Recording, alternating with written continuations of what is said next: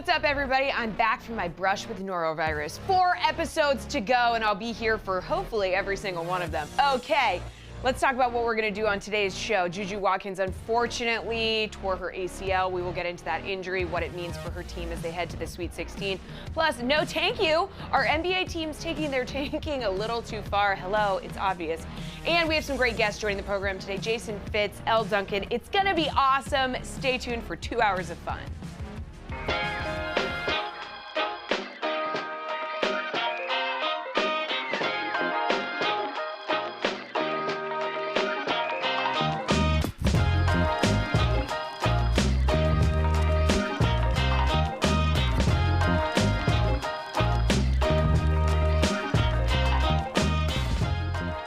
What's up, everybody? Welcome to Gojo and Golic. Mike Golic Jr., Mike Golic Sr., Jesse Cofield back with us up off the mat.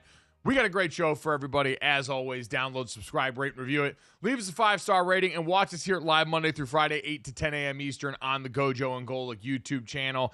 As Jesse mentioned, ELLE Duncan, one of the voices of women's college basketball on ESPN, alongside Sinead Gwumake and Andrea Carter, going to join us to break down the women's tournament.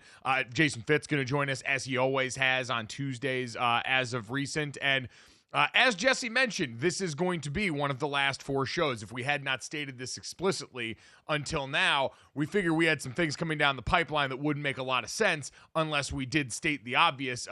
Friday will be our last show here with DraftKings and on the DraftKings network. We are appreciative of them as partners. We had a lot of fun here over the last 3 years, the last 2 years of which were spent doing this show here with Dad and with Jesse and Emerson and our entire cast of characters that's come through here. And so, we don't really have much more for you than that at this point. You know, we're hopeful to continue this show in another form somewhere else. But as far as it is constituted with this group and with this company, unfortunately, Friday will be our last show. And so, Dad, you know, it's bittersweet because obviously there's been a lot of really good teammates here and a lot of people we love and have enjoyed getting to meet and do this show with here. But them's the breaks sometimes, unfortunately, and that's one of the situations now.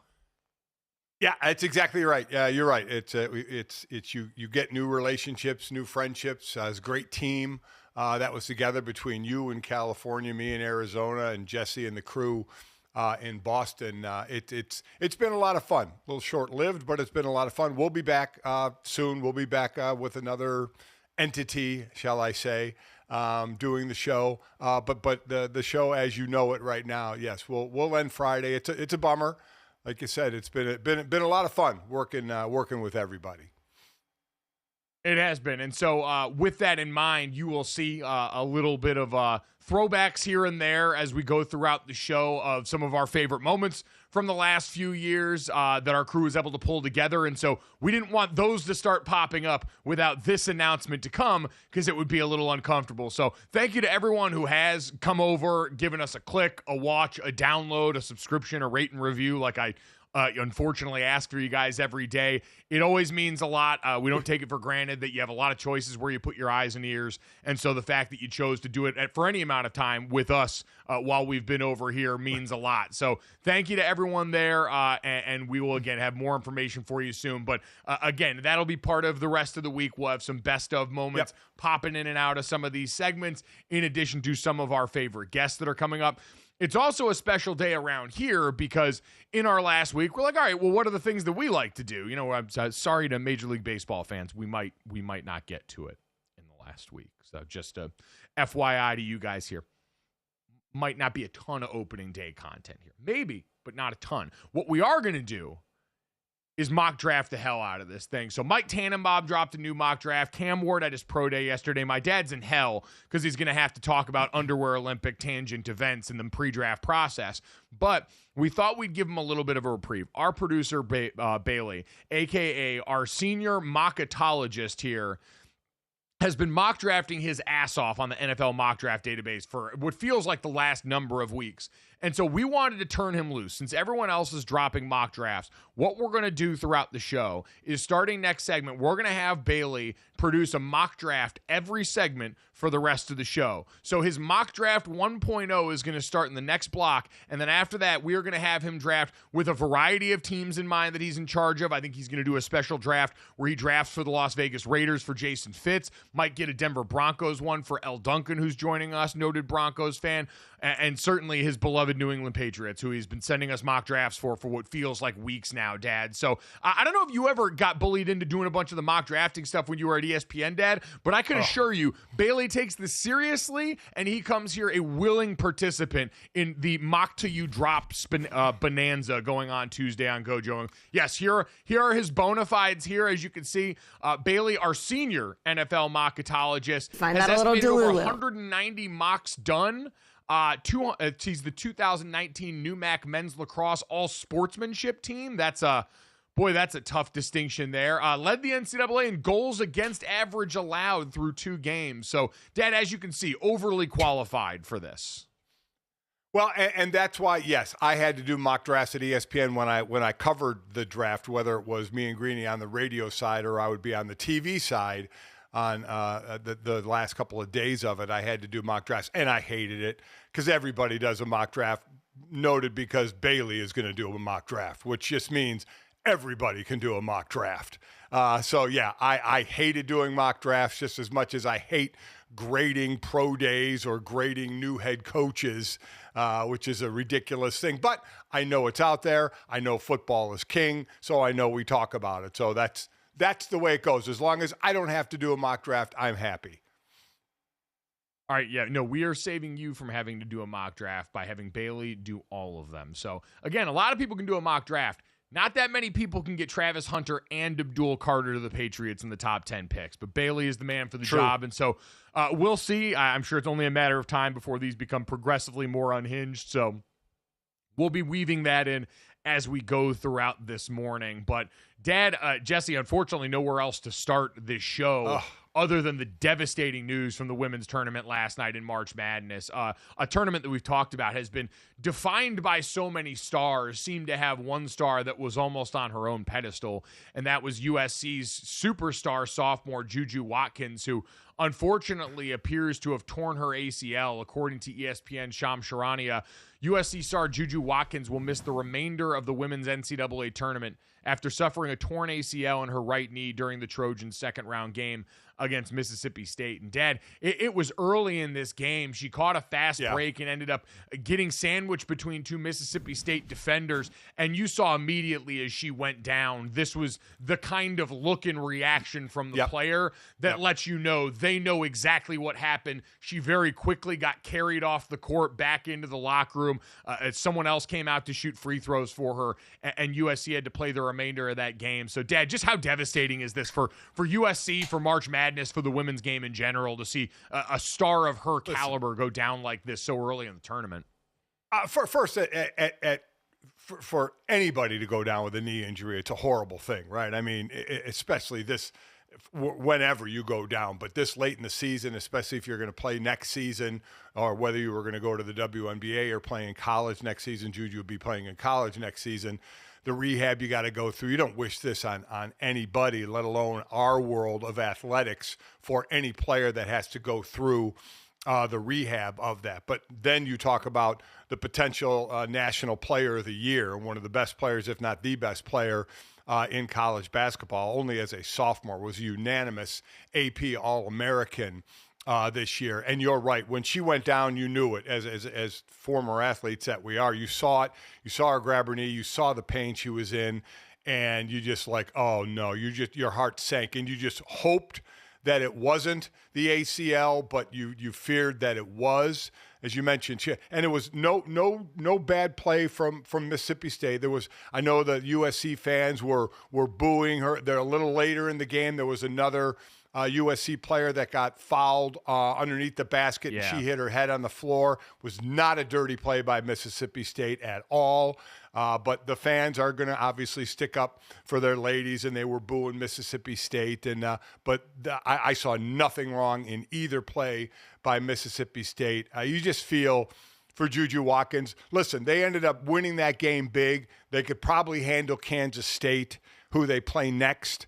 but I don't think there's any way they're going to get by UConn. UConn plays Oklahoma. Again, the Sweet 16 is set in the women's tournament, and the lowest seed is a couple of 5 seeds, Kansas State and Tennessee. Other than that, it's 1, 2, or 3, and 4. And UConn and USC, everybody was looking forward to that matchup in Spokane for Juju against Paige Beckers. And I like I said, I think USC can beat K-State without Juju, but I don't think they can beat UConn just playing unbelievable ball right now. And to be missing one of the best players in the nation, I think that would be a tough ask. So, just wish Juju the best. She's going to go through surgery, get it repaired, and then go through the rehab. It's a grueling rehab, and then be ready whenever she can for the next season. So it's a shame, but this is what happens in sports. In one play, it can be done in any sport. And you just hope it doesn't happen. You don't think about it happening, but then all of a sudden you're laying on the floor in a ton of pain, and your heart just drops for a player in that position.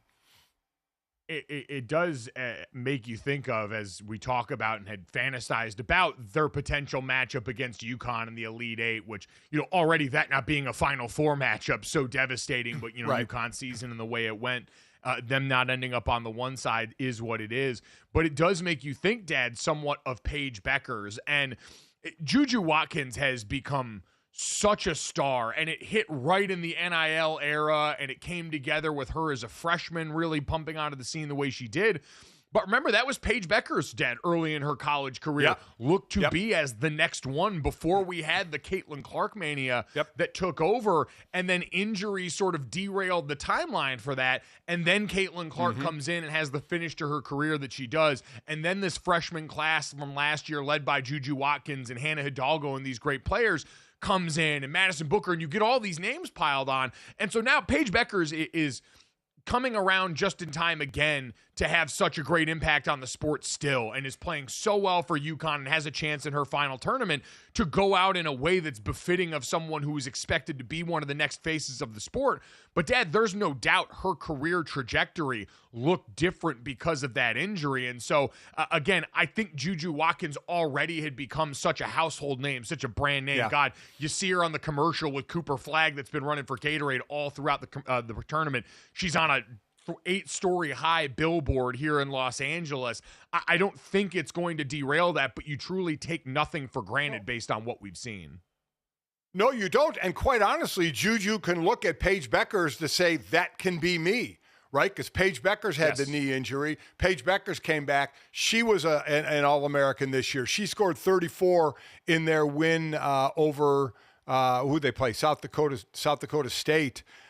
She scored 34 in that game. She joins Maya Moore as the only UConn players to have multiple 30-plus games in the NCAA tournament, and she's the presumptive number 1 pick in the WNBA draft. This is all coming back from the injury, so Juju doesn't have to look any further than Paige Beckers to say, you know what, I'm going to do basically the same thing, come back from this injury, motivation, come back stronger, and finish out a career that Paige Beckers, the last time she played in Hartford with their game last night as they go on the road now, she got a great ovation as she left the game with a few minutes to go.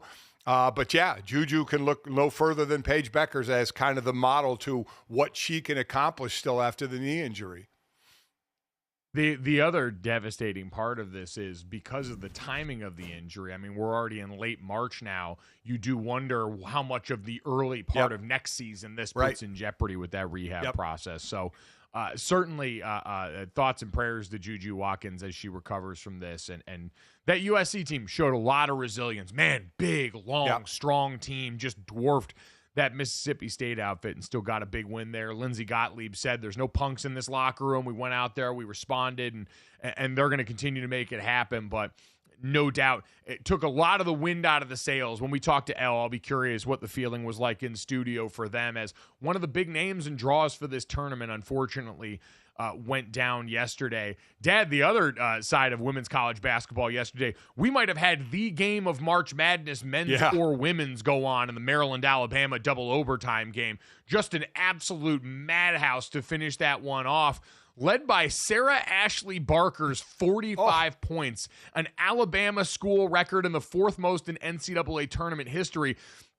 Dad, she put the team on her back at the end of regulation and in overtime. In overtime, where two of Alabama's best players had fouled out already, continues to shoulder the load. Dad, maybe nothing more impressive. And we know all the time in sports, in team sports, there can still be pockets of isolation. Real lonely players where it's just you and your thoughts, whether you're a field goal kicker or whether you're Sarah Ashley Barker sitting at the free throw line at the end of the first overtime, fouled on a three-point shot with 3 chances at the line to send your team to double overtime with 0.7 seconds left. She had been 4 of 8 from the free throw line on the day and went bang, bang, bang to send them to the next OT. Just an unbelievable gutsy effort. Someone had to win eventually, and credit to the Terps for doing so. But man, she can sleep soundly at night knowing she did everything she could to get that team the chance they had. You almost think a player would rather be needed just a shot to tie the game, right? Because it's in the flow of the game. You're not thinking. You're right. Standing at the free throw line, knowing you need every single one of those free throws, and there's basically no time left for anything to happen after this. So you either tie and go to a second overtime, or not only do you lose, but your season is over. Now, they eventually did lose in 2 overtimes, so their season was over, but it's on your shoulders. Free throws, the thing that there's no interference of. It's just you, your thoughts, and the basket and the ball. I mean, like I said, I almost think a player would rather be in the action of a game where there's less thinking. But Maryland does go on to win 111-108 in double overtime. Maryland had 3 players at 24 points or more, so they had certainly some good scoring, obviously, a very high-scoring game as well.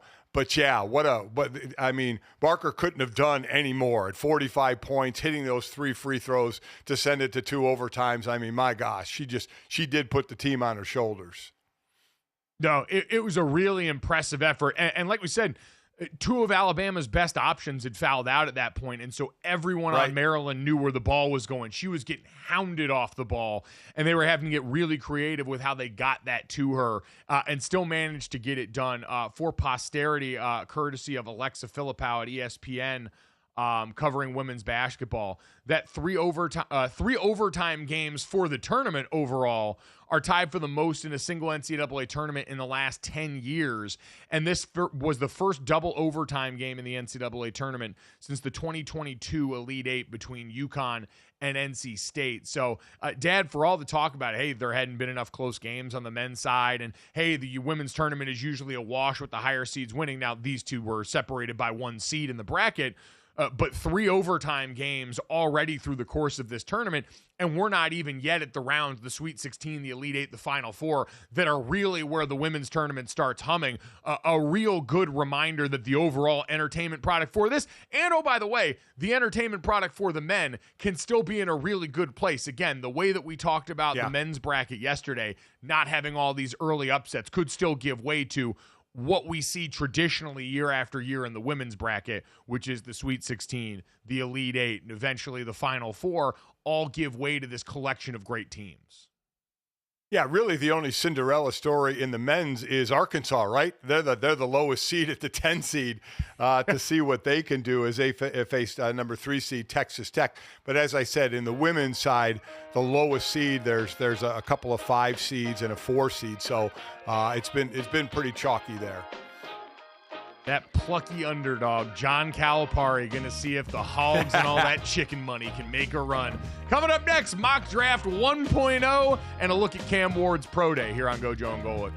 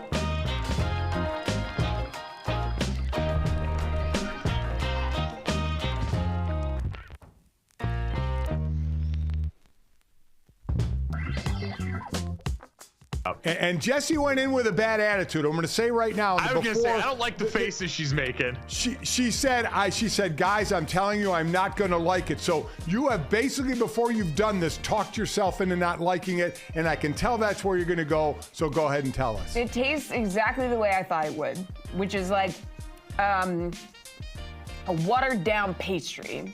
It's like if you took a delicious pastry and you 3D printed it. That's what this tastes like. Tried the toasted one. See, again, Mike, what we're dealing with. Okay. There we go. While she's chewing that, Mike, and while she's openly ripping something that we love in a Pop-Tart, what I would say in defense is she does have a caviar palate. God damn. Right? I knew we were. Yeah. I'd just like to say, I think I'm wearing the same shirt that I was wearing in that video. So it just goes to show I have about 4 outfits. Limited outfit choice or great continuity editing. Yeah. This is a person dedicated to her craft. And God, those Pop-Tarts got me hungry all over again. Although the caviar Pop-Tart, I know the internet loves freaky Pop-Tart flavors. Caviar Pop-Tart is a true abomination and proof that every day we stray farther from God's light. So we'll try and avoid that. Jessie, as this show ends, will not be mourning the loss of Pop-Tarts being forced on her in the office by us and by Emerson.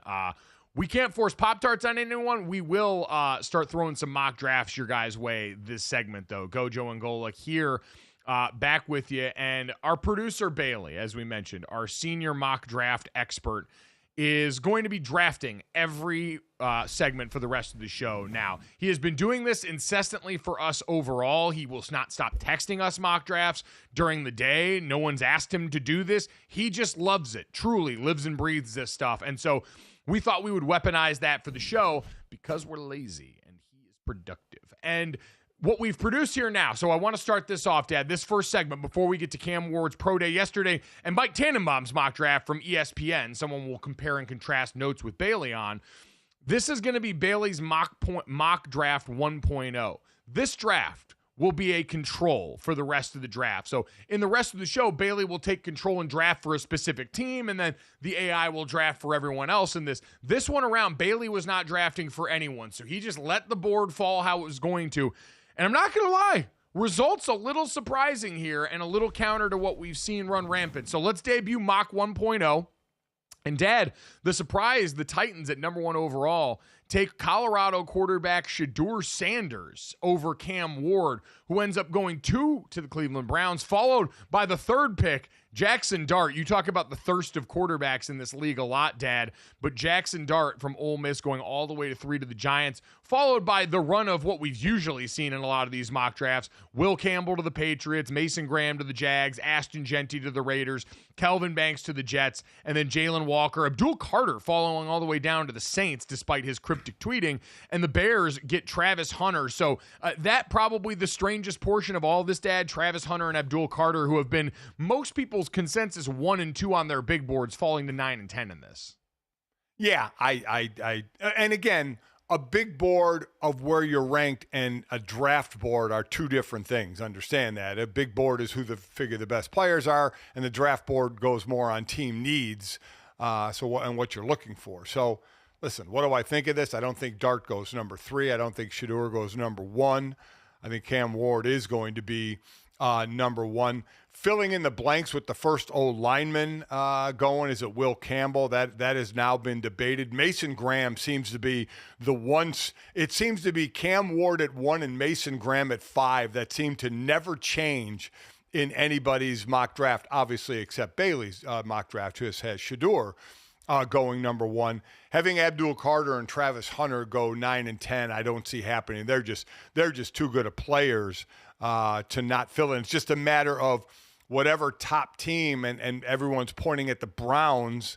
Again, are the Browns going with Kenny Pickett, and just going to live with that at the quarterback position? And are they going to try and help the defense, whether it's with Travis Hunter at a cornerback, a team that only had 4 interceptions last year, or Abdul Carter, who would be on the other side of an edge rusher with Myles Garrett? So, yeah, I don't see, even though quarterbacks are overvalued, I do not see a quarterback going 1, 2, and 3 in this draft.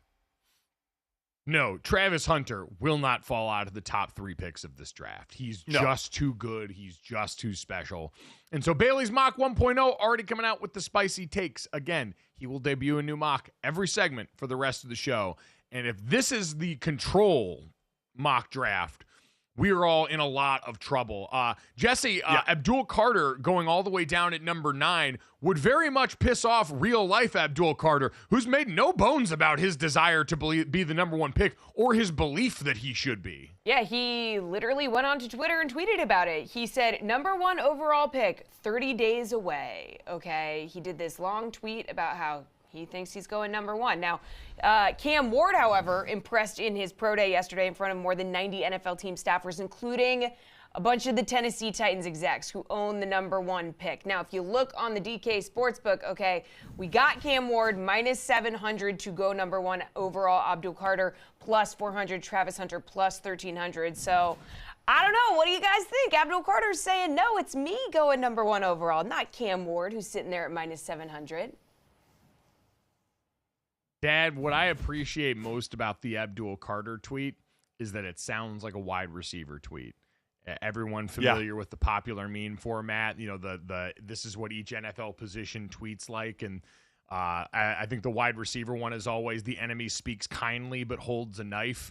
This has that sort of cryptic nature to it, which makes sense because I've always said cornerbacks are little offensive linemen, backwards, unnatural skill set going up against great athletes. Wide receivers and edge rushers, basically the same ethos. Incredible athletes, go forward and do the most natural thing possible and try and execute a job that feels comparatively easier. So that matchup makes sense. That being said, I don't think he's going number 1 overall in any world, Dad. Well, the Cam Ward train has firmly left the station, and the Tennessee Titans, I believe, are going to take their quarterback of the future at 1 overall out of Miami. Abdul Carter's tweet was, don't let all this quarterback need talk fool you. It's already known who the best, and no quarterback is in the discussion. Like I said, the best player goes number 1. And like I just said, he could be the best player on the big board, but that doesn't matter for the draft.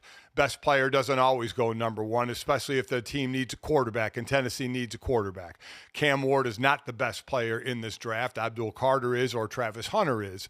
And the quarterbacks may be down the list of actual big board who the best player in the draft is. But again, you throw that out the window when you're talking about need, especially at the quarterback position. So while Abdul Carter, we got to see him up close when we were at the Penn State playoff game. He is an incredible. I can't wait to see what the two non-quarterbacks, he and Travis Hunter, do in this league. But it is going to be Cam Ward going number one. He had his pro day. Basically, there were over 90 staffers from the NFL there. About everybody from Tennessee was there, including Tennessee's in-house TV production and website production, documenting everything. Their GM, Mike Morganzi, their president of football operations, Chad Brinker. Everybody was there. And again, it's a pro day, so if you can't look good on a pro day, I don't know what you're doing. So it's thrown in. I enjoyed watching it because obviously, yes, these are all designed and scripted so these guys can have a great day. There's no defense out there. All the things that we know you're throwing with your guys here, which Xavier Restrepo, I saw a tough 40 time for Miami's all-time leader in receiving. But they went out there, Dad, had a pretty good day, had one of the throws that everyone scripts here now, roll away from your arm, fling it sideways down the field, and prosper. My favorite thing, though, was the NFL Network was broadcasting the pro day yesterday, and they talked about how historically, really, Teddy Bridgewater is the only quarterback name you can think of a quarterback who actually had a pro day that seemed like a net negative in the impact. Remember, Teddy, I think, was trying to throw without the gloves that day as a guy who'd notably always worn two, and it really didn't went well. And then right on cue, Cam Ward had rolled right in the red zone and completely airmailed a throw, and they all kind of went quiet because they didn't know what to say, but it was, obviously being facetious. It was overall a really, good pro day, and one that it just confirms what everyone already knew and just checks the box. It's another thing along the process that you show, I am prepared, I showed up the way I was supposed to, and I checked this box. And Cam Ward, after his pro day, believes he has checked the box sufficiently enough to be the number one pick in the draft. There was a throw that you did on the run, where you hit a dime, and it looked like you turned to the Titans brass, Chad Brinker and Mike Goranzanzi, and said something to him. Yeah, what did you say to him? I said, I'm solidifying it today. You solidified it today. Locking it up. They heard you? They laughed I made sure they heard me. So. God, if I got to hear another roll left and threw it and hit it on a dime, I mean, my God, enough with that. I mean, I don't blame Cam Ward at all. Not a bit. He's again, the quarterbacks that don't throw at the combine are throwing for their pro day. They're scripted for the quarterback. They're receivers they know. It's a job interview, and they're doing the exact right thing by waiting where they can put their best foot forward. But man, oh man, let's just stop with the shorts and T-shirt and how well they throw. What's going to be the last box? You talk about boxes to check, and I get this is a box to check. I understand that. But the last box to check will be the visit that Cam Ward will probably, I'm sure, take to Tennessee, right? At the combine, you get 15 minutes with the player. All the teams, you get 15 minutes with the player. Then you have the pro day, but you don't get to really sit down and go through things with the player. You bring them into your facility, like Tennessee will do with Cam Ward, for a day or two. Now you put plays in front of them. You get them up to the chalkboard. You get them watching film. You get more inside their head on their reaction and their thoughts on plays. And I think that's the valuable stuff. The tape they got from the season, what they do in shorts and a T-shirt, I don't care. And then what they do in the classroom when they have time to sit down with that team. And that'll be the last box to check for Cam Ward. And I have no doubt he'll check it and be the number one pick. Yeah, and he even mentioned the similarities that he sees in Brian Callahan's playbook, in the Browns playbook, in the Giants playbook, with stuff that they ran while he was at Miami, and talked about being in a quarterback-centric offense, going all the way back to Incarnate Word, Washington State, and then Miami, having the chance to showcase his skill set. So that is going to be an important next step. And remember, last year, Caleb Williams had been the long-seeded number one overall pick, so much so that the Bears were able to get him the playbook a lot earlier. They were able to feed him a lot of that stuff during the visit to kind of get a jump start on what came next during the offseason. Now, didn't have the offensive line, so to really net him much during the regular season, but it does allow you, Dad, that opportunity to get familiar with the thing that's going to ultimately end up determining your job. And you look at Cam Ward's path. He was like a 0 to 1 star athlete, which again, the high school ratings are ridiculous. But he was like a 0 to 1 star athlete who went to Incarnate Word And he was very confident in his abilities at Incarnate Word. He thought it could be a high draft pick, if not the number 1 pick, but he knew he had to do it at the D1 level. That he wasn't going to be at the FCS level and get picked number 1. So we knew he had to move around. He went to Washington State, then he went to Miami, where he played extremely well. But you know, you mostly when you see top quarterback picks, these are guys that were high stars out of high school and big-time recruits for the most part out of high school going to big-time colleges. Cam Ward had a different road, and kudos to him. He worked his ass off through it. From again, not a lot of hoopla out of high school to Incarnate Word to Washington State to Miami and got the job done. I think in high school he played in like a triple option offense. I think he just didn't have a lot of throws on tape. And combine that with a guy who's not huge. He's not going to overwhelm you physically. Right. Neither of the quarterbacks, none of the quarterbacks in this draft class really are, at least the guys that are on the high-end side of this. And so, he did not have the traditional path, but that may still land him this number 1 overall pick. And of the 2 quarterbacks, Dad, the differentiator, as much as we scoff at the roll left and flick it over the right, is the arm talent, the ability for 2 quarterbacks that are both incredibly experienced, 2 quarterbacks that both played at the FCS level and then made that jump up to FBS football and played big-time 1A football. This was the guy that when you put on the tape between the 2, has more of the arm talent, has more of that off-platform ability, can do some things in some spaces that Shedeur Sanders just never looked as comfortable in. I agree, and we saw Cam Ward do it in actual pads in an actual game, roll out right, roll out left, to put throws on the money. So that's what I'm going on, and I know that's what most scouts and coaches are going on as well. We'll see if Jason Fitz agrees, what he thinks of Bailey's mock draft, and maybe a little look at Mike Tannenbaum's as well next.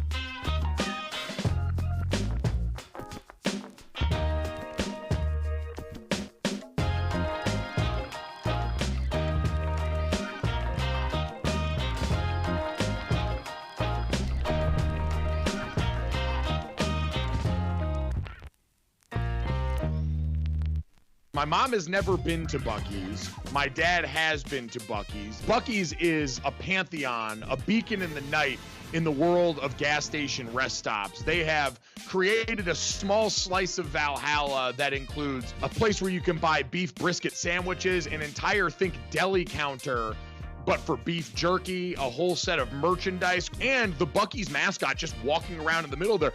I saw a kid walk into the store and have their eyes light up with joy the minute they saw Bucky the Beaver mascot. God, the Buc-ee's era of the show, noteworthy. That was when I kind of broke was the tip of the iceberg, because Dad, at that point, you and Mom hadn't been to Buc-ee's yet. That was when I had gone down to call a game at Texas A&M and had stopped by coming off the airport at a Buc-ee's and had beaver nuggets change my life. And then you subsequently made the trip with Mom, and the rest has been history. Full converts to the Buc-ee's church.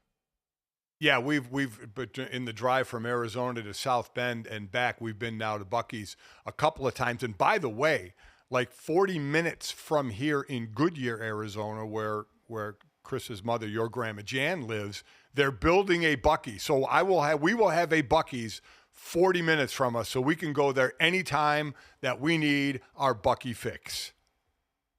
So I am curious now, Jason Fitz from Yahoo Sports joining us as he always does on Tuesdays, shaking his head in the camera. I can only imagine what sort of garbage take is on the way right now, Jason. What do you want to say about Buc-ee's, you freak? This isn't gonna age well, because my country music brethren love Buc-ee's so much. When you're touring, Buc-ee's is like a delight. I get it. It's just a gas station. It's fine. It's fine. It's like it's a souped up. It's a gas station that's on some hormone medication. Like, it's a little bit bigger. It's a little jacked. It's like, you notice a difference. Like, it doesn't have low T anymore. Like, it's fine. I laugh because you guys know this, having lived so many years in Connecticut, but so often when you're in Connecticut, you'll say like, oh man, the fun thing to do is drive up to Boston or go down to New York. And people will say all the time that if the fun thing to do in your area is to go to another area, it's not fun. My argument is, if you live somewhere that you're actually mega excited about the Buc-ee's coming in, maybe your area needs a little bit of kick of juice. Maybe things aren't popping in Arizona if we're excited about a 40-minute drive to Buc-ee's. Wow. Just saying. Wow.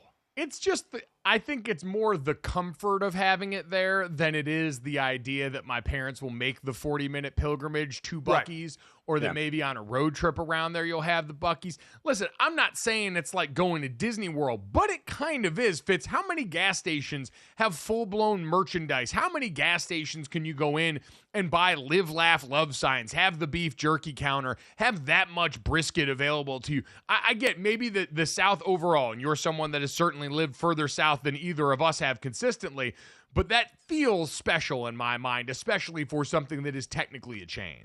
No, you're right. Like, and look, when you live on a tour bus, the one thing that you don't know until you live on a tour bus is that gassing up a tour bus takes forever. So if the bus has to stop for gas, that is a process. So when you stop, like when I was touring, like Buc-ee's weren't everywhere the way they are now. So like if you stopped at like a Sheetz, you knew Sheetz had fresh coffee, right? Like there are certain places you start to associate like, oh, I know this truck stop and the bathrooms are always clean. And that's important too when you got 12 people on a bus, because can't number 2 on a bus, right? So that is just, they're not equipped to handle it. So all of a sudden, if you're on one of those trips where you're going from Nashville all the way to the West Coast, you're on that bus for 3 straight days. So, you got to coordinate that. Like there are, battle poops going on. So all of a sudden you got to make sure that it's clean bathrooms. So like I appreciate a glorious truck stop. I really do. I think they're a science. I just think Buc-ee's is just one of many fine truck stop type vibes. What it does do, it does make, because mostly it's cars there gassing up. It extends your trip. If you're on a long road trip, it makes it even longer, because you can't just stop in to Buc-ee's. You can't just, while I'm gassing up, run in. There's a lot to go over, and there's a lot to go through.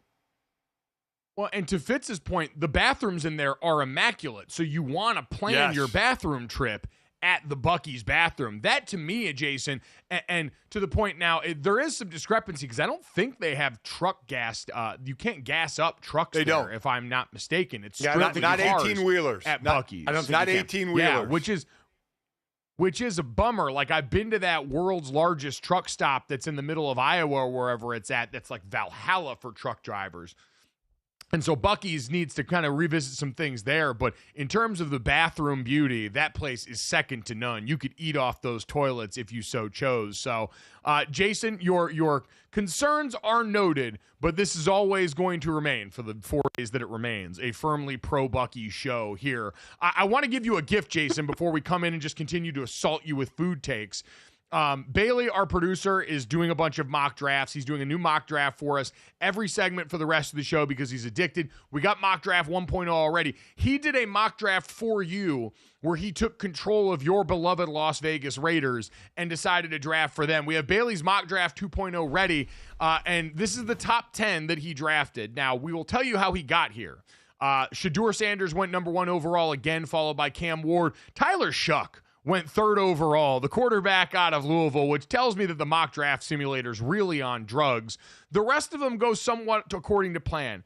And then Jason, somehow, and we'll explain the somehow in a second, the mock draft finishes with your Raiders at 8, 9, and 10, taking Ashton Genty, Travis Hunter, and Abdul Carter in a row. Now, before I tell you how I got you there, Jason, how does that draft land with you as you get ready for the real draft in April? I just figured out today that I really want to party with Bailey. Like, Bailey, hit me up next time you're making a mock draft, because whatever you are smoking when you do it is working, my friend. Like 8, 9, and 10. Look, if you tell me that the Raiders come out of this thing with the generational type talent, and I think that, a couple of the names on there have the chance to be, then I would be ecstatic. If you tell me they come out with 2, I'm losing my mind. You guys have done draft shows with me. If they came out with 3 of those guys, I wouldn't be able to finish my job. Like, I'm going to be doing a Yahoo live stream, and I'll be the guy that's just sitting in the corner like I just had a stroke or something. I won't even be able to talk anymore. It's just, that's what happens. I love all 3 players. And you put all 3 in a row to the Raiders. That's a beautiful thing. I'm just curious what exactly in the hell happened to get the Raiders 3 straight high draft picks. Jason, well, I'm glad you asked. It was a series of 4 trades with the New York Jets, the Carolina Panthers, the New Orleans Saints, and the Chicago Bears. And you ended up giving up overall in all these trades. You traded the 2025 first round, 6th overall pick to the Jets for the 7th round pick and a 2nd round pick. You also gave them your 2025 4th, 5th, 6th, and 7th round picks in that draft. You gave the Panthers your 7th overall pick to get the 8th overall pick. You gave the Saints your 3rd round picks from 2025, and you gave the Bears your 2nd round picks from 2025. So I don't know what you're going to have to do in the rest of the draft, but the first round looks pretty nice for you. Yeah, you get those 3 guys in the first round of the draft, you should take the rest of the draft off. Pete Carroll comes to the podium and he's like, you know what? We're done. Also, there's a better chance of me picking up a ball today and dunking on LeBron this afternoon than there is on any of this happening. But I like living in this world. I'll take it all day.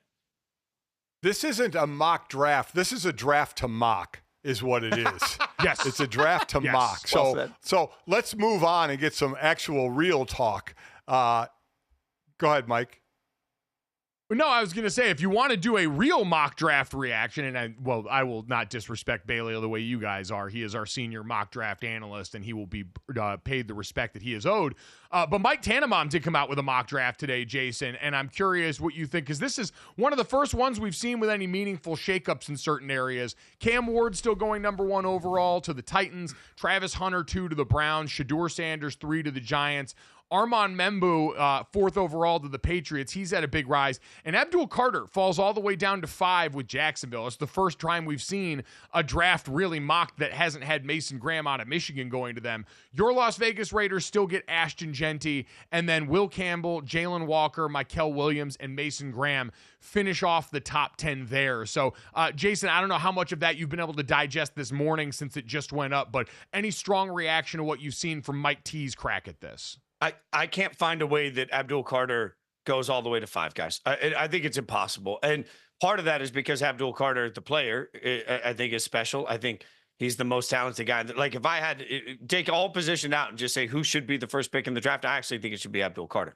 The second part of this is look at the contracts we've seen. Now, one thing that we've talked a lot about on Inside Coverage at Yahoo is the fact that Micah Parsons has made it clear he wants to be the highest paid non-quarterback in the NFL. Well, that number a week ago in his camp, 2 weeks ago in his camp, was $40 million. That number now in his camp is presumed to be between $45 and $50 million because of the contracts that went to Max Crosby and Myles Garrett. So if you're going to have to start paying your edge rushers $47-50 million when they're successful, you have to hit on edge rusher. Edge rushers make more than defensive tackles. So like just the concept of Abdul Carter making it all the way to 5 is wild to me. And then as much as I've lauded what I think would be a great pick of Ashton Jeanty to the Raiders, I can't imagine passing on Mason Graham. I think you've got two guys that are difference makers day one on your team on the defensive line, and Abdul Carter and Mason Graham. And what have we seen? Like for everybody's obsession with offense, the way that you beat the Kansas City Chiefs is you destroy their offensive line. So make your strength stronger, continue to build depth on the defensive line. Like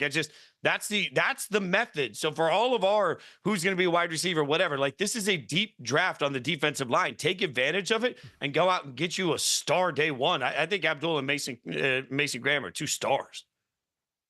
So Judy Batista wrote an article that has 3 teams that she thinks can turn it around because of signings and trades. It would be 4-win New England, 4-win Raiders, and 5-win Chicago Bears. Do you think any 3 of those teams can actually get to an above 500 record this year? I think Chicago is probably the good pick here, right? Because they did some work on the lines, and I think that matters. So you give Caleb some protection. I do think that it could take a minute. Like it's okay for Caleb to be great and Ben Johnson to be great, and for it to take a minute for the 2 of them to sort of figure each other out. So I do wonder what that looks like in the beginning, but I think we're asking for a lot from the Patriots. That roster absolutely devoid of talent all over the place. And Mike Vrabel, as much as he managed to make chicken salad out of in Tennessee several years, I just that's a process also that I think takes a couple of years. The Raiders, as much as I love my fandom and I love my favorite team, I think the fair and reasonable expectation for the Raiders is that they're not bottom feeders this year. To me, they're a 7 or 8 win football team that is trending in the right direction, but they're not a playoff team. So I think if there's anyone that takes the leap this year, when you combine 2 years worth of work with the new coaching staff that'll actually be competent, I think that with the offensive line acquisitions takes me to Chicago making a jump. But I also thought last year Chicago was going to be a playoff caliber football team. Saw how that went. And listen, we understand now all of the mistake that we made. We forgot the governing principle of football, which is have competent and exemplary beef up front. They did go out, to your point, Jason, and understand the assignment this offseason. So I'm with you. I would put Chicago at 1 on that, Dad. I would have the Vegas Raiders at number 2. And like Jason, I would have the Patriots as a 3rd, acknowledging that, hey, there's work to be done now. Mike Vrabel starting to load up some pieces on defense. We'll see what they net in the draft as well there. And O-line certainly has to continue to be a priority, especially at pick 4, I think. But they hit on the quarterback last year, so this has a chance, if they can steady some of those other things, to pop quickly now that you've got a coach that you feel like might have a better handle on things. Yeah, I mean, I don't know if I don't know if I will put the Patriots 3rd because of the division. Really, it's only Buffalo, right? I mean, Miami and the Jets, you don't really think a whole lot of. You look at the Raiders, Denver's improved, the Chargers have improved, and still Kansas City is there. And obviously you still have Detroit, even though they lost a bunch. Minnesota, they may have a young quarterback, but Green Bay is just quietly, I think, might take the lead in that division. So I think by division, I would say the Patriots have the best chance to jump from 4 to possibly number 2.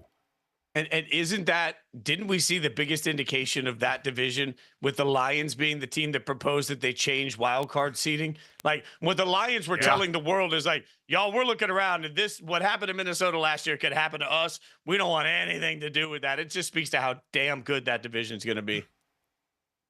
No, 100%. And all of this does also point back to coaching. You mentioned Ben Johnson, but he's the one coach in the 3 we mentioned that hasn't been a head coach before. Pete Carroll in Las Vegas and Mike Vrabel in New England both come with a bevy of high-end head coaching experience that also deserve some merit in this. Check him out, Inside Coverage, the College Football Power Hour when it comes time there. Fitzy, always appreciate you joining us on a Tuesday, man. We'll talk to you on whatever the hell the next show is. I can't wait. I'll just FaceTime you guys all the time, every week. Please don't do that. Coming up next, more mock drafts and a look at a tanking fix in the NBA on Gojo and Golic.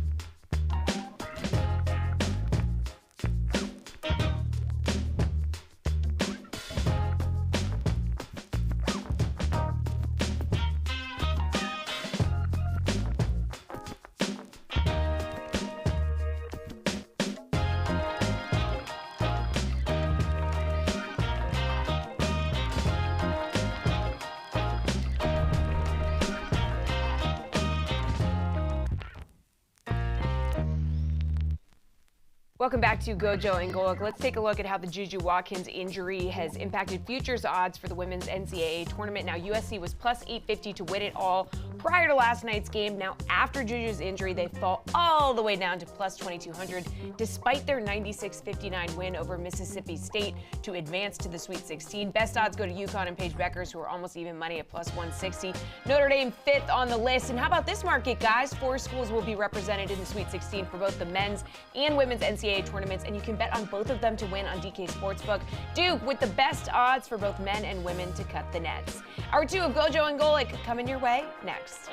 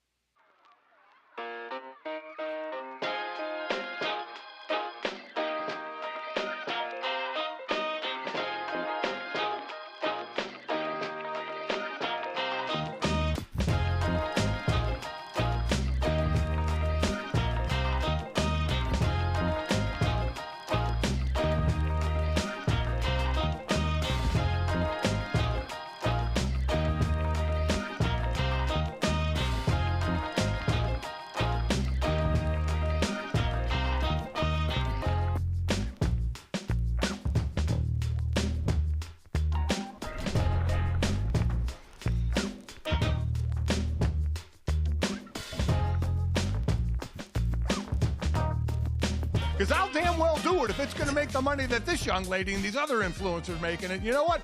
I'm hopping on the friggin' train is what I'm going to do. I get it. Will be nude in the bathtub. Yes, I will. If I were to be bathtub daddy. No. No. No. No. Why? If I were to be bathtub daddy. Wow. One of the What a darkest time. I days believe I heard our on our producer shows. saying that was like Claudia's second show after I went on maternity leave. Just like trial by Yeah. fire, you know? Oh, welcome her Yeah, into the gotta just- show. Yeah. Throw her into the deep end of the tub. Hey. Wow. I think I saw wow. something recently about how the number one earner on OnlyFans made $43 million last year. Yeah, I mean, I keep telling you. obviously I didn't become bathtub daddy, but the money is just unbelievable. Yeah, there's It's still time. unbelievable what people pay people to do stuff on the internet. Blows my mind. It's freaky out there. Hey, man, listen, we're not going Yeah. to have jobs after Friday, so you better get in the damn tub and start to figure this out, all right? We got to start monetizing that different listen, sphere of your Sydney life. needs to DoorDash more Sprites, okay? So you got to. I'm pretty confident we'll be working soon after that. I don't have to throw myself into a bathtub and film it. I don't know.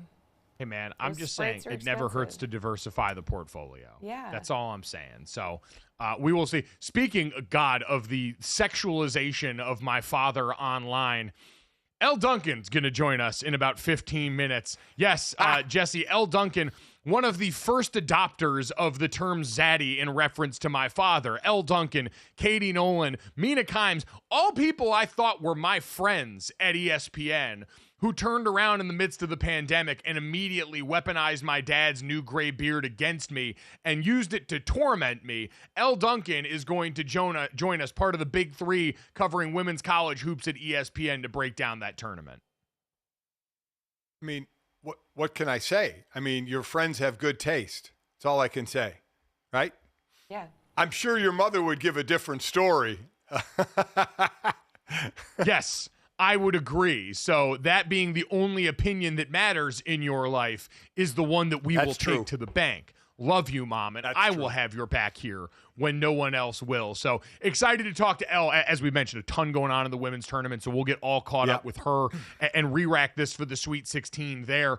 Dad, and the NBA side, which we didn't get to in the first hour just because all the women's college hoops and the mocks, and by the way, Bailey's mock draft 3.0 going to be coming your way at the end of this segment. He will be drafting for the New England Patriots here. But Jesse, the sort of twin flames in the NBA that we've got going on right now, the Lakers and the Mavs, inextricably linked because of the Luka Doncic trade, both in action last night, both dealing with star players coming back off injury. LeBron James in game number 2, back from dealing with that groin strain. Anthony Davis back from that abdominal strain, both on the court, and very different results for both teams right now that are fighting for their own playoff lives in different ways. Yeah, let's talk about LA. So on Monday, they lost 118 to 106 to the Magic. Now this dropped them to 3-7 in their past 10 games, with the average margin of defeat in those contests well into the double digits, 15.7 points to be exact.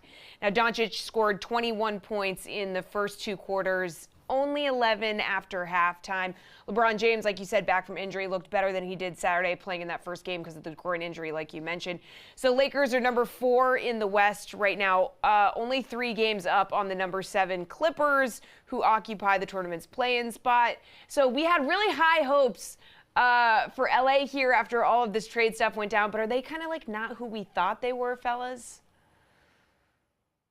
Dan, I just think it's tough when LeBron is back, but clearly still not all the way back. You see, he's kind of taking care of himself in terms of what he's going to put that groin through before they really need it. But this was a team that had made their mark in the back half of the season since the Luka Doncic trade with incredible effort on defense. JJ Redick has said there's no secret to success in this league. It's going out and it's giving great effort and energy. And I think with a team that is at least in part anchored by an older veteran player, having that effort go too hard for too long during the regular season is always going to be a tough task. And we're seeing a little bit of that gas run out here while they get LeBron back into the lineup. Yeah, we saw LeBron playing a ton of minutes early on, playing a ton of games early on, and really taking its toll. But for the Lakers, I mean, you know, this current 4-game road trip that they're on, and even before that when they lost to Chicago, I mean, you look, we talk about it in football all the time, you and I as analysts at games, how important the third quarter is, what adjustments you make at halftime, and how you come out in the third quarter. Well, when they lost to Chicago over the weekend, in the third quarter, Chicago scored 39 points. When they lost to Orlando scored 34 points, all in the third quarter. So that's not, for some reason, coach, player, whatever, just not coming out prepared or give the other team more credit for coming out more prepared to start the second half. They have 7 games left on the road due to the Lakers. They have 3 back-to-back sets still left on the schedule. So and they were number 2 in the conference. You knew they'd fall some without LeBron, but it's close. I mean, they're a game out of third where Denver is. But again, as Jesse mentioned, they're 3 games away from the Clippers, who are in 7th outside, you know, in the play-in area. And it's going to be interesting where this ends up as the Mavericks, as we'll talk about them, are fighting to get into the play, and they sit in the 11th, tied with Phoenix for the 10th spot right now. But for the Lakers, we talked about it. When LeBron went out, how far would they drop in the conference? And it didn't matter as long as LeBron was healthy. But let's see how they finish with this road trip that they're on and the back-to-backs that they have left. Yeah, I think J.J. Redick kind of said the quiet part out loud a while back when he I think it was reported that they talked about their goal is to make sure that they avoid the play-in, to get that extra week of rest. And I think it's an acknowledgement that coming out of the gate, the team saw a surge with Luka Doncic, but especially once that LeBron James injury took hold, that and his health became the thing in the foreground for them, and seeding outside of just avoiding the play-in tournament got to kind of put in the back burner. So I still think they'll be able to avoid that, Dad, as LeBron James gets weaned back into the lineup here, provided they can keep his health in the right place. The Mavericks are a really interesting one on the other side, Dad. Like, we may actually be getting closer to that Mavericks-Lakers matchup that we all want to see, because with Anthony Davis coming back, remember, it was not too long ago that Bobby Marks over at ESPN was floating that game yesterday against the Brooklyn Nets as the one where the Mavs may have to forfeit because they were going to be out of players. Thankfully, Anthony Davis coming back from being injured kind of helped stave that off. And instead of that conversation, we get to have one about what the Mavs' role in the play-in might look like. And that really, Dad, is less about them being able to win anything on the high end and more, good to see Anthony Davis back out there, got back into the lineup, had 12 points in that one, wasn't an earth-shattering effort against a really bad Brooklyn Nets team. But now they are in that basically a tie with Phoenix and Sacramento for the last two spots available, and it's a narrow gap at the bottom of the Western Conference play-in tournament. They technically, I think I saw courtesy of Tom Ziller, have narrowly the easiest schedule remaining among Phoenix, Sacramento, and the Dallas Mavericks. So they've got a good opportunity here, and Anthony Davis coming back no doubt makes it a better one. Yeah, even though it's like Anthony Davis and the Pips. I mean, he's got no one he's playing with. Everybody is injured. They've won 2 in a row, but Phoenix, who's in the 10th slot right now, they've won 4 in a row. They just beat Milwaukee, who's sitting in the drop to the 5 slot in the East. And so Phoenix got a big win. As I said, they've won 4 in a row, and you're right. It's Dallas, it's Phoenix, and Sacramento fighting for 9, 10, and then the odd team is going to be out of the playoffs. But I'm surprised AD came back. I thought they would have kind of, once Kyrie went out, and they've had other injuries as well, I thought they would just let AD rest and come back strong, kind of like they're doing in Philadelphia with Embiid. Just rest it up. Now AD wasn't hurt as bad as Embiid, but I'm surprised they brought him back, in all honesty. There's 11 games to go. They have a shot at the playoffs. So we'll see. It is interesting, and Dad, this kind of leads into a larger conversation. I saw Tim Bontemps at ESPN put an article out yesterday about how the blatant tanking that we're going to see down this home stretch of the season could really hit a fever pitch, and it's something that the NBA has tried to fight in different ways. They've changed the odds in the draft lottery. Adam Silver instituting the play-in tournament that we're talking about, so you get some teams that are closer to the bottom, incentivized with a playoff opportunity to try and work harder down the home stretch of the season. But especially in a year, Dad, where it feels like we got one of those guys in Cooper Flagg that people are really going to be bending over backwards to try and get in this year's draft, it does for a lot of teams at the bottom present this difficult math problem of, hey, having a chance to go and be the 10 seed in the play-in, or getting closer to the bottom and maybe lucking your way into the draft lottery to a player that seems like a legitimate franchise player in Cooper Flagg. It's pretty difficult, Dad. They did the math, Tim Bontemps, in this article, just about why the draft lottery is something that so many teams covet in such a way. Over the last 45 years, only 5 NBA champions were led by a player that was taken outside of the top 7 spots in the draft. So I know at times we sort of bash on the star system in college football or any of the number of these different things, but in the NBA, where we always talk about the math on the floor says these players are inherently more valuable, having one of the guys that's one of the great players in the top of this draft has been a prerequisite for being a team that gets to hold the trophy when it's all said and done. And Cooper Flagg, by all accounts, Dad, especially when you factor in his age, remember, he reclassified his senior year of high school, so he's just turning 19 this year, and it's going to make him one of the youngest players taken number 1 overall in the draft. He would be the second youngest player at the time they were drafted number 1, behind only LeBron James, going back for a while. So it does present a unique opportunity and problem for these NBA teams because of what he is as a prospect. Yeah, again, how it works. 3 teams with the worst record receive a 14% chance of landing the top pick. Those odds obviously slide down the better the team that you are. And what's happening is, you know, the league's cracking down on playing star players. Utah got popped for $100,000 for not making Lauri Markkanen available for a game and other games as well. So what teams are doing is they're playing their better players, but they're sitting them in the fourth quarter. Yeah. So you basically have like rookies and two-way players playing in the bad teams are having rookies and two-way players playing the fourth quarter when the game's on the line. So they've adhered to the NBA rules of playing their better players, but they're sitting their better players in the fourth quarter when the game's on the line. And the league can't step in and do anything about that. They can't mess with a team's rotation. If they had played their best player in the game, they can't say you got to play him in the fourth quarter. So that's a way around it. You know, the teams have found a loophole to still suck, you know, and go for that pick. So you wonder if there are rule changes that can be available to change this and make all teams be competitive toward the end of the season. And the short answer for me is it's not possible. Not while you incentivize in the draft the worst teams getting the best players. Unless you want to change the draft structure overall. And Tim Bontemps offers up a number of different solutions, including flattening the odds even more, counting wins as losses after the All-Star break, reworking pick protections, which might actually get the closest to overall reworking the draft order here. But, Dad, all of these are putting lipstick on a pig, Dad, I think to your point.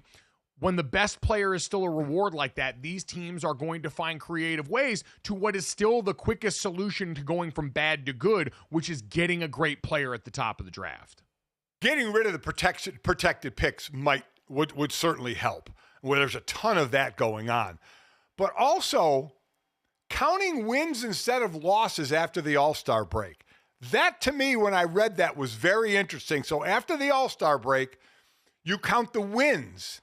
And the more wins you have, if you're a lottery team, the better chance you'll get to get the top draft pick. That one was interesting to me. It's a fun solution. It's one that I think is too fun for the NBA to actually give us. That's a Levitard solution. I don't know if that's an Adam Silver solution. ELLE Duncan joins us next on Gojo and Golic.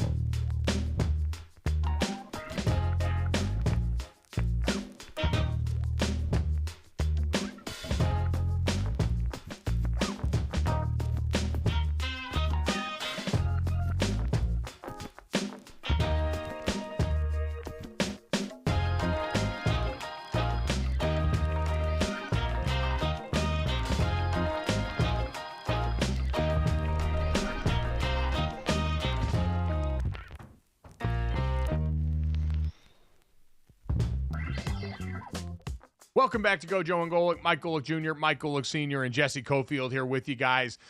ELLE Duncan from ESPN, part of the Big Three covering women's college hoops, will be joining us in just a couple of minutes here. Shame on me, as we got fully engrossed in NBA talk in the last segment, that I did not pay off our promise to you guys to have a mock draft in every segment.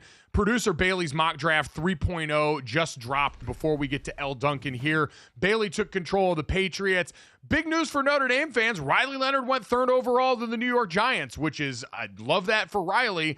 Feels a little bit rich, but we'll go on here. Bailey drafted for the Patriots here, who unsurprisingly then picked up Travis Hunter and Abdul Carter. I shudder to look at the package that includes what looks like double-digit picks that got him there. So again, Bailey doing what he has to do to make sure that the Patriots are good and ready to go. I believe that we've got ELLE Duncan now ready to join us here so we can get away from the mock drafts and get to our wonderful friend ELLE Duncan, who, again, you can check out doing a great job covering women's college hoops alongside Andrea Carter and Chinea Gwumike. Although, ELLE, I got to say, they did you so dirty yesterday on that show. ELLE, you effortlessly weaved in Coming to America into the show and got firmly tossed under the bus by your co-host. What the hell?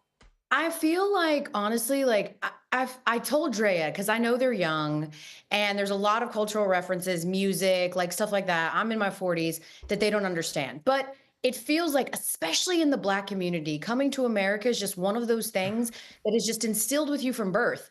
And so I looked at Drea before I did, and I was like, I got a reference for you, but I think you're going to get it. She's like, will I? I was like, I think so. And I do it. And of course, it's just crickets.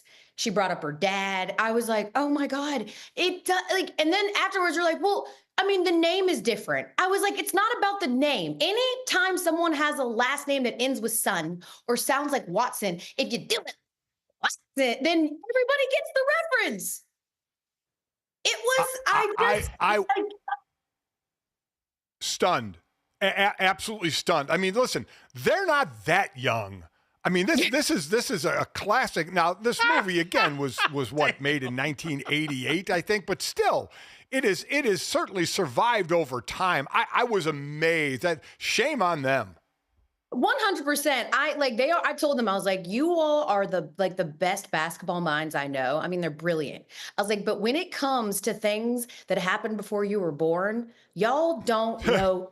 Like, you don't, I just don't, I don't understand. And like, that's always an excuse for young people. They'll be like, well, that was before I was born. I'm like, and Sam Cooke is one of my favorite artists. He died 25 years before I was born. Doesn't mean anything. You should know your classics. And Coming to America is the most quotable movie of all time, 100%, ELLE, could not agree more. Gojo. Thank you for your supportive text. I mean, I was getting texts and tweets from all of us old washed people that were like, I got your reference. I got your back, girl. So I appreciate that. I know I'm a little bit washed, but like that just felt so out of pocket to me. No. If there's a world where people aren't readily available to catch a Randy Watson reference, or if someone doesn't know immediately what you're talking about when you bring up the What's Going Down episode of That's My Mama, I don't want to live in that world. I don't want to be in that world. So, ELLE, we're going to rock with you on that one firmly there. Thank you for standing tall for those of us that appreciate the classics here. Let's talk a little bit about the basketball that your two co-hosts could actually understand yesterday. Got to start with the news of the day. Unfortunately, the JUJU Watkin ACL injury, it really felt like it popped the balloon a little bit. What was the feeling and the mood like for you guys in studio as you're taking in this unfortunate moment for one of the game's brightest stars? No, you're right. It didn't pop the balloon a little bit. It can completely change the tenor of the entire tournament. So full disclosure, not to be TMI, I was in the bathroom because, I mean, you know, we do have to pee. And I can hear, you know, in my IFB, like I can hear the game broadcast. And all of a sudden the game just gets completely silent. So I'm like, what? Like, did I lose the feed? Did the feed go down? You know, so I'm like washing my hands. And then I start getting text messages from the bathroom, right? Like from producers that were like, we need you back in studio. It's JUJU, it's bad. It's JUJU, it's bad. And I walk into the studio and, you know, we're a pretty joyful bunch. Like we start getting a little cuckoo crazy. We've been in there for hours. Like we're very energetic. Everyone's talking. There's people everywhere in the studio. You could hear a pin drop. I mean, the air was sucked out of the room. And it was the same thing at the Galen Center. It was like, it was just this realization. Nobody wanted to speculate. Obviously, at the time, we didn't know that it was a torn ACL. But JuJu Watkins is as tough as they come, and everybody knows she's also famously very unemotional. Like, she puts up a 30-piece, no emotions. Like she is, to see her writhing in pain, to see her screaming. We had people that were there. I talked to Clinton Yates, and he was like, I was sitting sideline right in front of it when it happened. And it's just the echoes of her screaming throughout the arena. It was very tough to watch. We asked ESPN to not show the injury and also not show her writhing in pain, because in these moments, I don't think it's appropriate. So we asked them to just sort of pick it up at them carrying her off of the court, so that the fans that weren't watching the game would sort of understood what happened. But it was just this realization that that the tournament was going to be different, and that for this otherworldly talent, part of her story was now going to have to be a comeback story. And it is incredibly unfortunate. Yeah, Mike and I talked earlier about it. She can look no further than Paige Beckers as a comeback story of coming back from a knee, being unanimous All-American, presumptive #1 pick in the WNBA draft. I mean, that's all still ahead for JuJu Watkins. It was just a shame, and it was one of those you just knew, you hoped, but you knew it was serious when she went down. But as they say, the tournament and the show goes on. So while they always talk about the women's tournament being chalky, and the lowest seed is a couple of 5 seeds, Tennessee and Kansas State, still, I mean, any 1, 2, or even a Notre Dame a 3 seed. So you're talking probably have to take USC out of it. I don't know if they can get by. They can probably get by K-State, but not by UConn without JuJu. It's still from the thought of a national champion. It can still run pretty deep, can it? Absolutely. I mean, listen, selfishly, as TV people, did we want to see JuJu versus Paige Beckers? Of course we wanted to. It was not only one of the best games of the season, it was also one of the best games of the tournament last year when they faced each other in the Elite Eight. But we are still chalk with stars. And if I'm being totally honest, JuJu's injury or not, based on how UConn is playing right now, I don't know that anyone's going to get past UConn. Like, I picked South Carolina as my winner. I'm going to stand on business and stand on that, because I'm firmly of the belief that, like, until someone dethrones the champ or proves otherwise, like, you roll with the champs, and their depth is really unparalleled. But UConn looks, I'm so glad that you brought that up, Senior. I thought it was like just this weird, poetic, effed up symmetry that on the same night that Paige Beckers had her final game in stores and ties a career high after her journey, that we saw JuJu, go down to this devastating injury, because the Paige Beckers story is the same. It started out, she's still the first and only player to ever win National Player of the Year as a freshman. Like, we had all of these ideas of how many championships Paige was going to win and continue that legacy at UConn. And because of injuries to her and to her teammates, we have yet to see that. And it would be a storybook ending for Paige Beckers, one of the best to ever do it at the college game, to get that elusive championship. But yeah, I mean, Notre Dame was like, your girls they look pissed.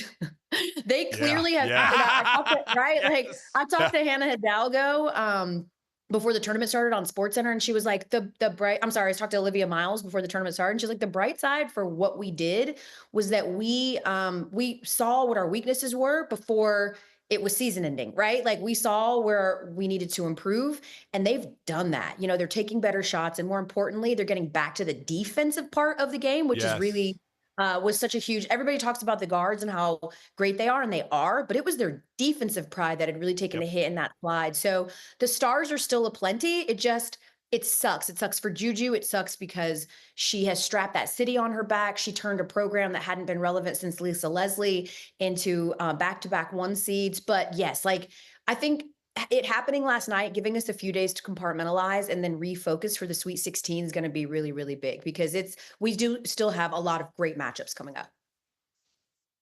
No doubt. There are a ton of great matchups, a ton of great star names, as you mentioned in there. But it feels like we might have already had the game of the tournament. Is anyone going to be able to top what we saw from Maryland and Alabama in that double overtime thriller? Because I'm still catching my breath. I can't imagine what it was like for you guys. Dude, I think there's like a meme going around right now. It's like a picture of Sarah Ashley Barker, and it's like, if I send you this, it means I did everything I could.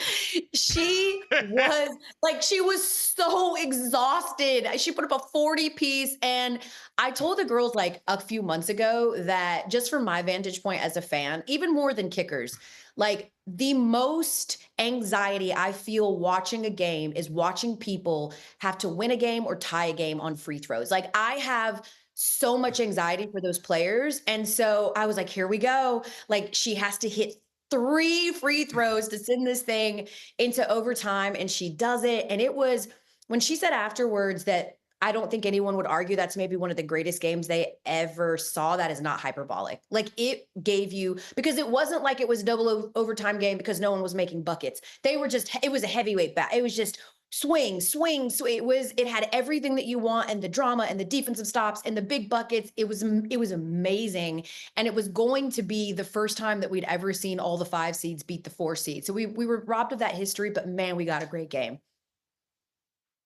And I'm telling you, to stand at that free throw line with just you and your thoughts. I was telling Mike earlier, I would almost rather it be during a play where you're not thinking and you're just running a play and taking a shot than standing there and thinking about having to sink all 3. But she did. Good on her to do. As far as number 1 seeds going the rest of the way, we know USC probably won't make it to the Final Four. But of UCLA, South Carolina, and Texas, do you think which of those teams do you think could get knocked off before the Final Four? Going into the tournament, I would have Texas definitively, just because we saw if you take Maddie Booker out of the equation, what happens. They like to ugly the game up, and their defense is going to keep them in any game. But like scoring being optional at times is not going to help you in the tournament. But they've looked really, really good. So is UCLA. Honestly, I would say still out of those 3, because of South Carolina's depth, I think that, and because of their path, I definitely think I could see them going UCLA and potentially, USC or UConn. I think UCLA's path is tougher. They're going to have to, in order to get to the Final Four or in order to get to the national championship, they're going to have to go through probably UConn, which I just said I don't think anyone's going to beat them, and they're physical enough to be able to compete with Lauren Betts. So I would have to, I guess at this point, go with UCLA, just because I think Texas's path is pretty good. Although Texas has TCU standing in their way, right? And TCU has looked phenomenal. So I'm going to go UCLA just because I think the others' path is a bit easier. Hold on. Texas has Notre Dame in their way, not Fair. TCU. Oh, right. Not TCU. Notre I'm Dame sorry. Yeah. The brackets are all running anymore. which again, they were underseeded. Like they were very reactive with that 3 seed. I personally think, it was the team that was the number 1 team in the country like 3 weeks ago. So yeah, you're right. So Texas. There we go. You convinced me, senior. It's Texas. I was gonna say, man, the Lady Irish having to go again with a bout of Haley Van Lith in the postseason, gonna be box office for everyone involved. Box office, though, the best way to describe the big 3 on ESPN. Check out Elle with Chiney Agwumike, Andrea Carter, great analysts, really bad with pop culture references before they were born. Hopefully they can do better because they know better now. Elle, you're the best. Thank you so much, buddy. Always great to talk to you, and enjoy the rest of the tournament. Have me back. Thanks, Al. Absolutely. Love you too, buddy. We'll talk to you soon. The double hand wave there was really contagious. I couldn't help myself. But one of those moments that's going to stand out, and Elle's right with the JuJu Watkins injury, having this week to sort of stop and take a breath so that we have the proper time to kind of mourn the loss of a great star in this tournament before it just gives way to the next round of games, timing-wise, I think works out really well for the overall health of the sport kind of moment.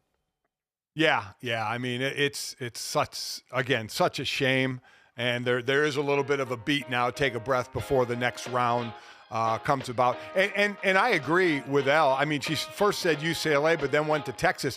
You sit there and look at the number 1 seeds out. I definitely think Texas, either having to go through Notre Dame or TCU, has the toughest road.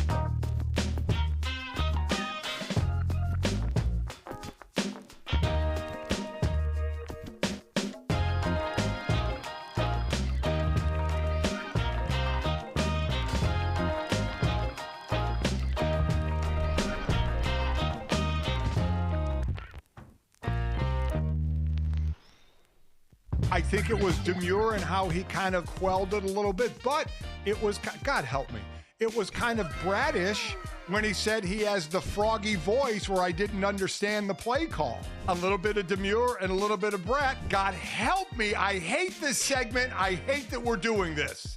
This is like in the debate scene in Old School when Will Ferrell blacks out and gives a coherent analysis of the geopolitical state of things. Really was one of Dad's finer moments, and a reminder that, like we saw yesterday with that weird influencer Ashton Hall, that if you miss a day on the internet, a whole lot of this stuff really doesn't make any sense. Dad, does it make any more sense to you as you sit here now? Well, I mean, I don't know. I forgot when we talked about it, but it wasn't that long ago. Is that already not a thing anymore? Is demure and brat, is that gone? Yeah, it's Jesse, over. I mean, is it done? That wasn't a thing like the next week. Yeah, it was a thing in the summer. It was like brat summer, brat, demure. Yeah, the demure thing, yeah, it lasted about a week or two. I mean, what's the thing that has lasted the longest in this day and age of microwave society, of something hits and it's gone? What trend has actually lasted a long time? I can't think. Now, again, I'm not on social media like you guys are on, so I don't know what has actually lasted a decent amount of time. Well, that's the whole point. None of it lasts.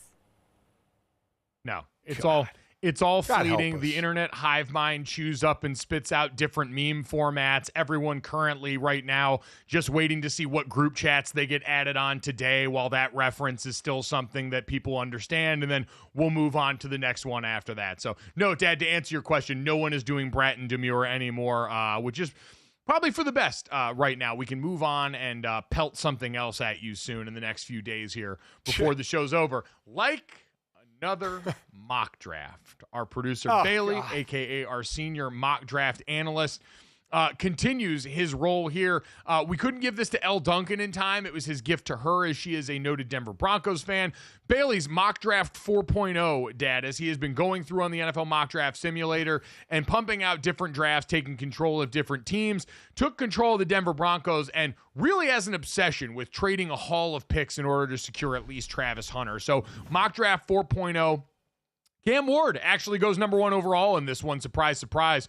Followed by Shedeur Sanders at 2, and Riley Leonard, again, number 3 overall to the New York Giants, before a wave of picks that we understand, and then the Denver Broncos trading with the New York Jets. So the Broncos receive the 2025 first-round pick and 2025 fifth-round pick in exchange for sending the Jets their first-round pick, their second-round pick, and their third-round pick in order to get Travis Hunter. And, Dad, Travis Hunter paired up with Pat Surtain II, if you wanted to put him on defense, in that defense, would be a vice grip the likes of which we have not seen in a while in the NFL. Or if you're the Broncos and you want to give Bo Nix another weapon on offense, could absolutely throw him on that side and maybe give Bo Nix the number 1 wide receiver that they're looking for to take that to the next level.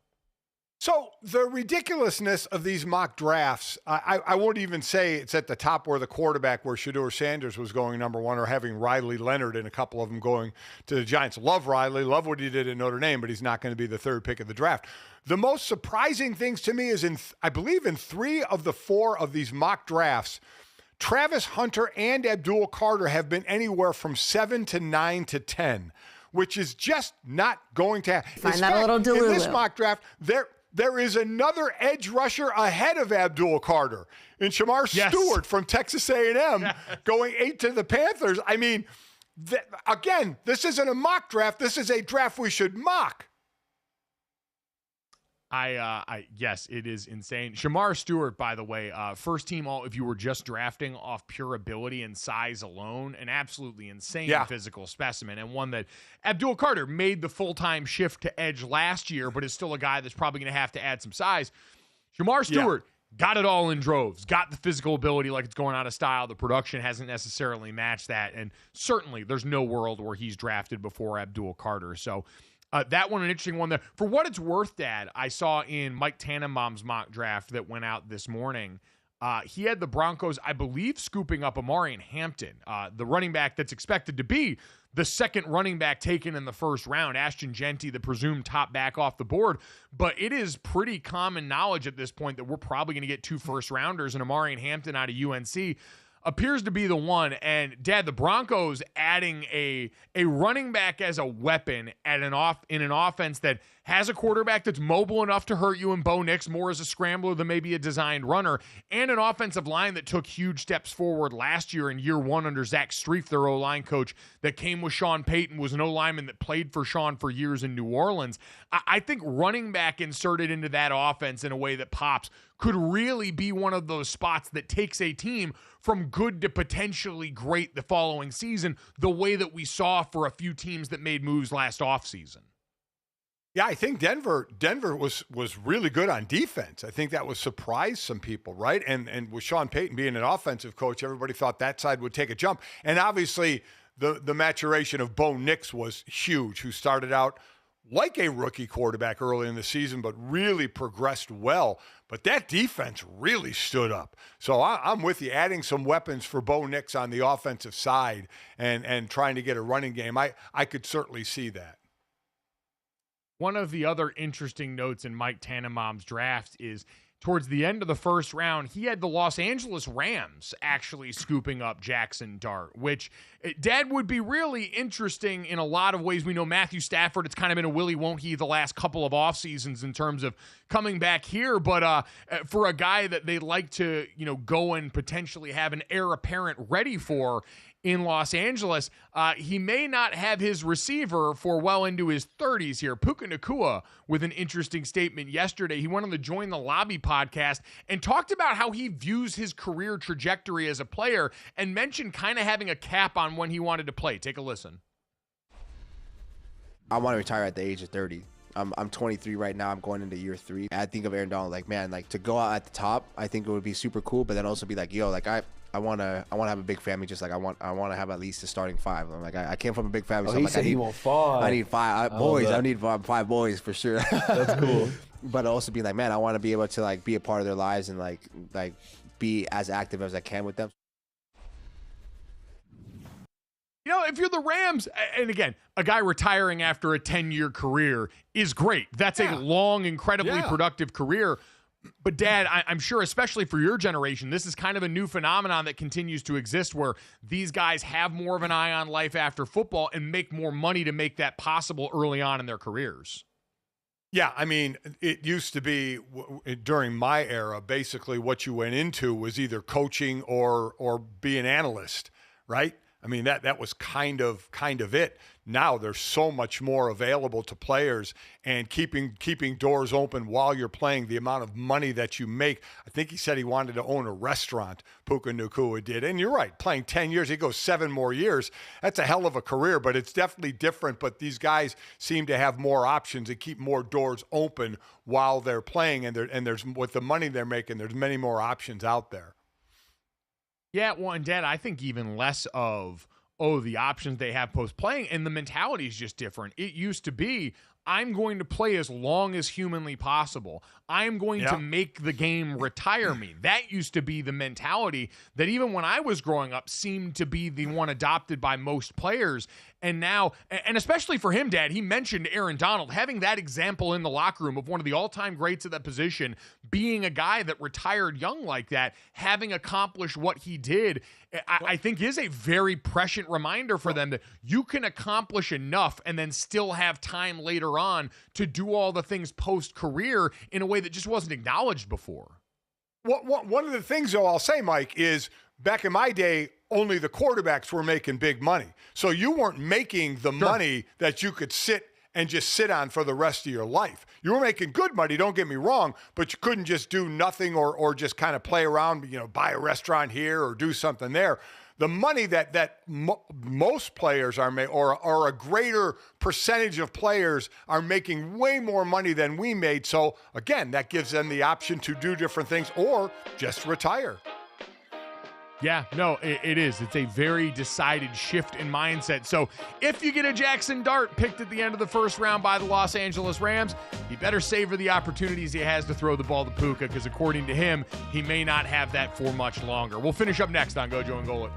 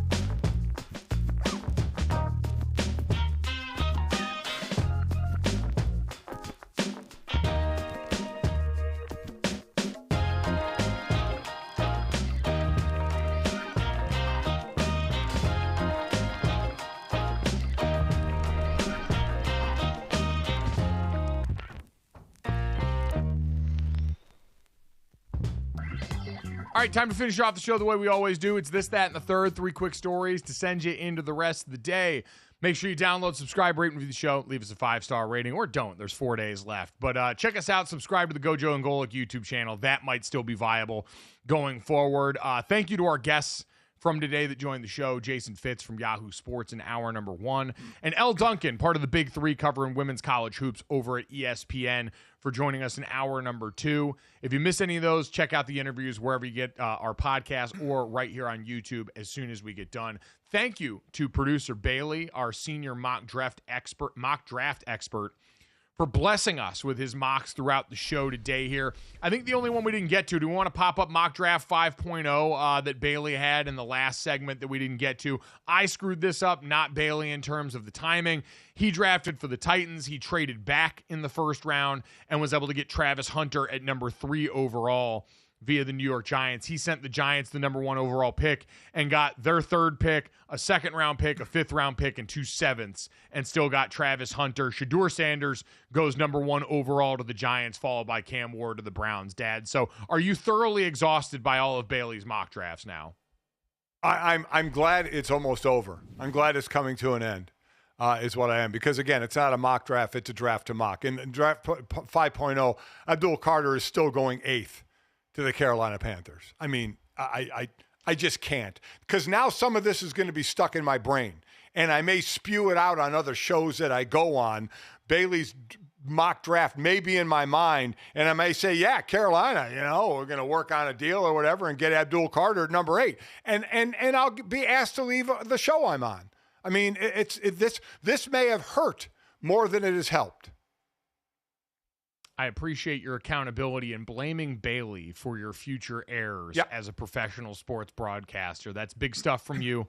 I appreciate that. I appreciate Bailey's contributions to the show. And I appreciate this, that, and the third. Let's start off with this, guys. We talked a lot about the women's tournament and Paige Beckers, who played her final game in Storrs, Connecticut after a prolific career, but seems to strike all of the right notes between speeches we've heard her make at the ESPYs, some of her off-court exploits, and the way she's assisted teammates here. There was a great story about her teammate, Jaina El Alfi, who is from Cairo, Egypt, and who is Muslim and participates in the holy month of Ramadan, where she fasts from sunrise to sundown. And so as a part of that, which starts February 28th to March 29th of this year, Paige Beckers has taken to waking up in the morning to cook her teammate breakfast so that she can break her fast, getting as much sleep as possible until just before sunrise, when Paige, who's a roommate, would actually wake her up with breakfast already cooked. She said when Ramadan was getting ready to start, Paige showed up with a bunch of groceries and took it on herself to try and help out her teammate as much as she could. So, Dad, a cool moment for Paige, who has in so many ways seemed like someone who's been a great ally to a lot of her teammates that have come from different backgrounds and showing up big time during the tournament here. Yeah, it's just a cool story. She had to bang on their door before the second round game against South Dakota State. Yeah. She's a little tired. Again, not eating after sunrise to sundown. But to get up early to cook her breakfast, that's a hell of a teammate right there. That's good stuff. That goes beyond a teammate. That's a great friend. Yeah, again, being able to be a servant leader and put others first. I don't know a lot about being a great player, but the tenets of leadership really strong in Paige Beckers, who continues to shine and is going to make some team in the W very happy as soon as she gets done potentially helping UConn lit another banner up in Storrs after this March Madness tournament wraps up. So kudos to her being a great teammate, helping out the ladies. Jesse, let's get to that. What do we got here? Yeah, so Jennifer Coolidge has more than just a career renaissance to thank the White Lotus for. We know her as the iconic character of Tanya McQuoid. Now, she was killed off last season. But she came out and said that this role has gotten her more guys than playing Stifler's mom. So she said her dating life has just seen an outrageous uptick because fans are so devastated over Tanya's end, the way she, spoiler alert for season 2 of White Lotus. If you haven't watched it, turn this off. Don't hear me say this. The way that she dies at the end of season 2, she falls off a boat, it's a whole thing. So apparently the fans, male fans, are so devastated by Tanya's end. It's given her her career's taken off, her dating life is taken off. Really just, I mean, couldn't ask for more for our girl, Jennifer Coolidge. I mean, yeah, Dad, we love to see good things happening for her. And again, spoiler alert right now, because we're going to mention some of the current season here. So like Jesse said, if you haven't seen it and aren't caught up to date on White Lotus, turn the dial right now. But Dad was devastated that they didn't find some way to revive her in this season. Yeah. And it's no surprise that right now the season that feels like the weakest of the three in White Lotus is the one where Jennifer Coolidge hasn't been actively involved. She was a joy in the last two. And so I'm glad she's seeing a little bump in the love life. Good for her. I love it. She says the show really upped my game. I love that the show has worked out for that. As also Stifler's mom in American Pie was hilarious as well. And listen, you said it. I'll just say it. This season of White Lotus is awful. It's awful. The storylines are bad. They're dragging it all out too long, but I'm sucked into it. I've watched every episode, so I'll continue to watch it. But it is not by a little. It is by far the worst season of White Lotus, without question. I'm so into it. Yeah. I don't know. I've read the criticism, but I feel like all the seasons have been a little bit of a slow burn. I mean, I guess, I don't know. I'm into it. I'm freaked out by some of these storylines, but I also am very invested.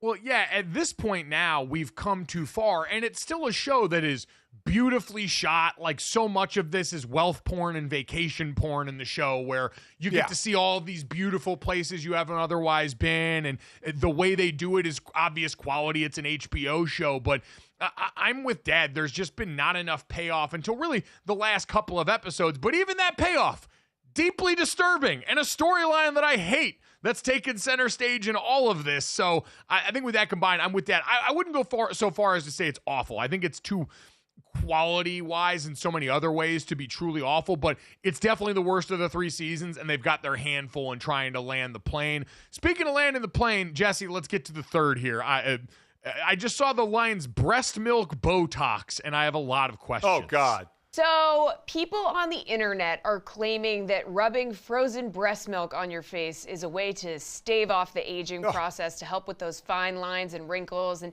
this isn't terribly new. They say with breast milk, you can like put it in your baby's bath. It will help with skin issues like eczema and stuff like that. But let me just throw some cold breast milk on this whole situation, because the experts have come out and said that there's no scientific evidence here. There's no biochemical substitute for neuromodulators like Botox, okay? Which is why, as I've said, I'm all about the organic way, but I still inject neurotoxins into my face because there is no alternative. People put those little frowny lines on their face and they sleep with all these little like morning shed. You need Botox. Botox will fix that, okay? let's just be blunt. Let's be blunt. I'm a millennial woman, so I'm not going to drink out of a plastic water bottle, but I will get Botox in my forehead. I will. One of the most famous quotes on this show. But Jay, when it says, Dad, experts call BS, it sounds like the Botox injecting experts are the one that are trying to make good and damn sure you come back to sweet mama Botox before it's all said and done, and you don't entertain any other alternatives other than sticking the needle in your face. Listen, women that want to make their decisions on however they want to go about their business, I am fine with. I am absolutely fine with. But my God, I mean, rubbing breast milk on your face. I mean, listen, old boy the other day was rubbing the banana peel on his face. We got a bunch of stuff that we can apparently do that for. And listen, come on, that does nothing for you. Have we read anything about rubbing a freaking banana peel on your face doing anything for you? I mean, how ridiculous is that? I have heard of that one before. I think there's some exfoliating properties in a banana peel. You know what? God. If Ashton Hall is really about that life, his next video, instead of a bowl of water, it'll be a bowl of breast milk that he dumps his face into to ensure that he will have rich, beautiful skin for the rest of his life. Thank you to everyone. Download, subscribe, rate, and review the show. Leave us a 5-star rating. Thanks so much. 3 left. We'll talk to you tomorrow.